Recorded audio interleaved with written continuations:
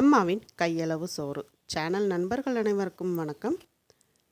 சூப்பரான டேஸ்டான ஆம்பூர் சிக்கன் பிரியாணி தாங்க பண்ண போகிறோம். அதுவும் இன்றைக்கி பாசுமதி ரைஸில் பண்ண போகிறோம்.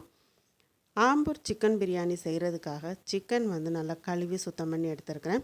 1/4 கிலோ அரிசிக்கு 1/2 கிலோ அளவு சிக்கன் வாங்கியிருக்கிறேங்க. பெரிய பெரிய பீஸுகளாகவே நான் கட் பண்ணி வாங்கிட்டேன். பிரியாணிக்குனாலே கொஞ்சம் பெரிய பெரிய பீஸாக இருந்தால் எடுத்து சாப்பிட்றதுக்கு நல்லாயிருக்கும்.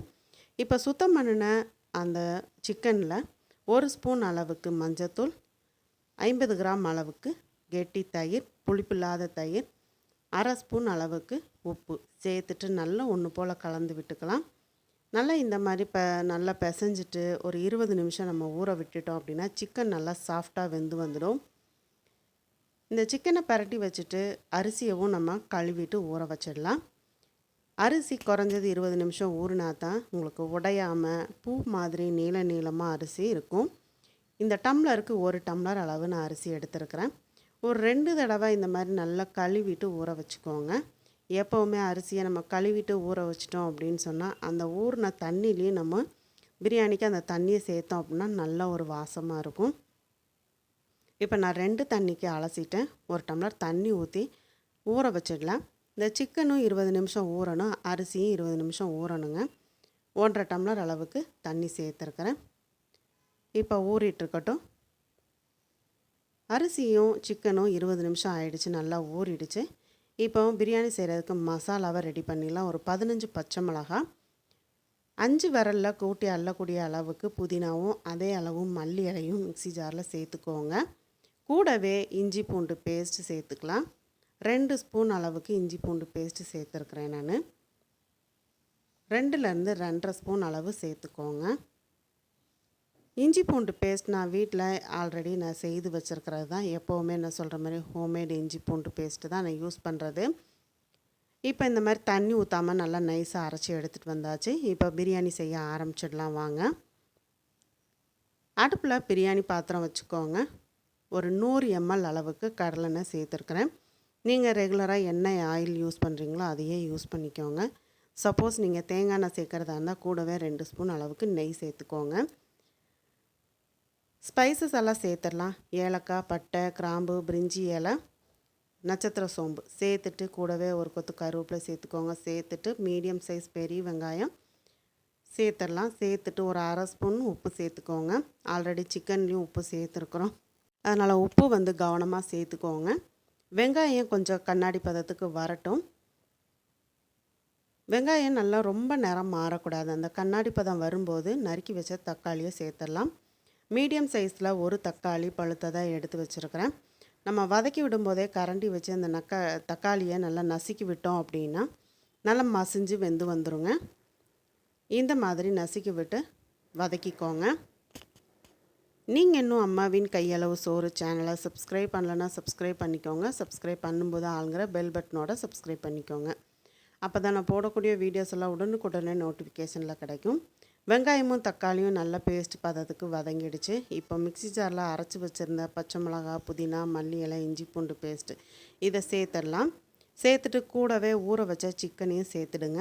அந்த தயிரோடையே சேர்த்துக்கோங்க. இது மாதிரி சேர்த்துட்டு நல்லா மீடியம் ஃப்ளேமில் வச்சுட்டு 5 நிமிஷத்துக்கு கிளறி விடுங்க. அப்போ உங்களுக்கு அந்த புதினா, மல்லி இலையோட ராஸ்மெல்லாம் போயிடும்.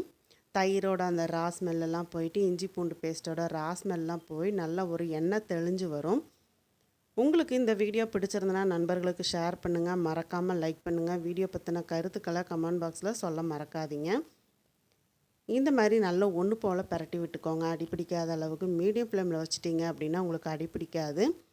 இப்போ அந்த ராஸ்மெல்லாம் போயிட்டு நல்லா உங்களுக்கு எண்ணெய் தெளிஞ்சு வரும். இந்த ஸ்டேஜில் பிரியாணி மசாலா, அதாவது நம்மளோட ஹோம்மேட் பிரியாணி மசாலா 3 ஸ்பூன் அளவு சேர்த்துருக்குறோம். சேர்த்துட்டு நல்லா இந்த மாதிரி பரட்டி விட்டுக்கோங்க. நல்லா இந்த மாதிரி பரட்டும் போதே நல்ல ஒரு ஃப்ளேவர் கொடுக்கோங்க மசாலாவுக்கு.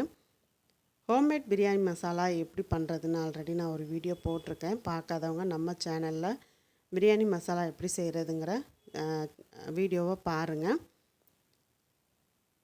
நல்லா இன்னுமே ஒரு 3 நிமிஷம் நல்லா இந்த மாதிரி எண்ணெய் தெளிஞ்சு வர அளவுக்கு விட்டுறலாம்.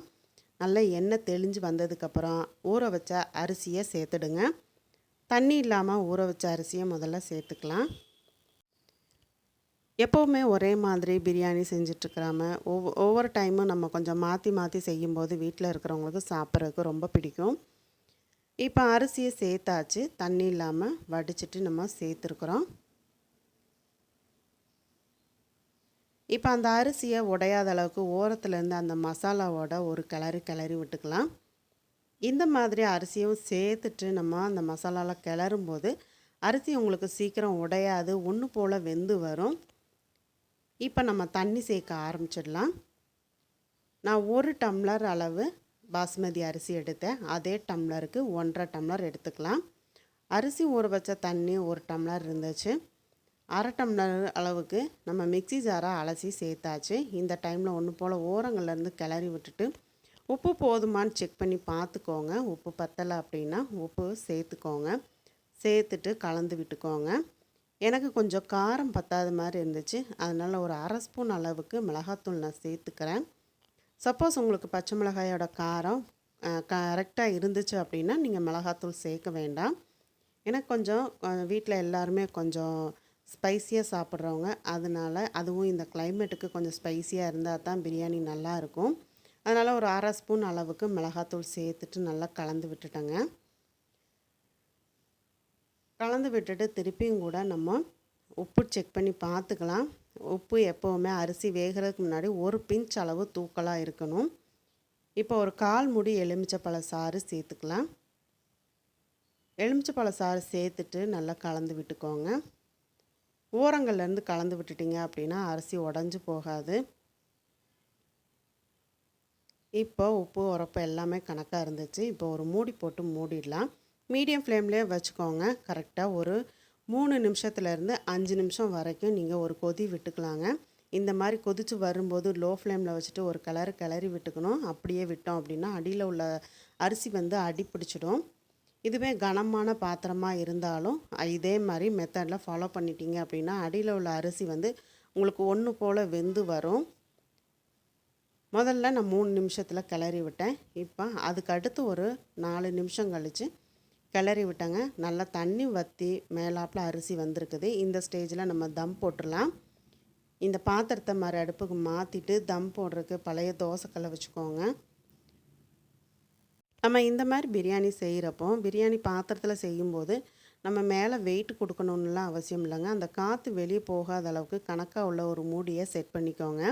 பழைய தோசைக்கல்லை அடுப்பில் வச்சுட்டு பிரியாணி பாத்திரத்தை வச்சு நல்லா ஒரு 7 நிமிஷம் மீடியம் ஃப்ளேம்லேயே வச்சுட்டாங்க. சூப்பராக பிரியாணி வெந்து வந்துடுச்சு. பாருங்கள், நல்லா உதிரியாக வந்திருக்குது. சிக்கனும் நல்லா வெந்து அந்த மசாலாவோட ஃப்ளேவரோட பிரியாணி அண்டாவை ஓப்பன் பண்ணும்போதே சூப்பராக மணமாக இருந்தது. உங்களுக்கு இந்த வீடியோ பிடிச்சிருந்தா நண்பர்களுக்கு ஷேர் பண்ணுங்கள், மறக்காமல் லைக் பண்ணுங்கள். வீடியோ பற்றின கருத்துக்களை என்னோட கமெண்ட் பாக்ஸில் சொல்லுங்கள். இப்போ அடுப்பை ஆஃப் பண்ணிவிட்டு கொஞ்சம் ஆறுனதுக்கு அப்புறம் சர்வ் பண்ண வேண்டியதாங்க. நல்ல சூப்பரான பிரியாணி ரெடி ஆகிடுச்சு. மீண்டும் அடுத்த ஒரு ரெசிபியில் சந்திக்கிறேன். நன்றி, வணக்கம்.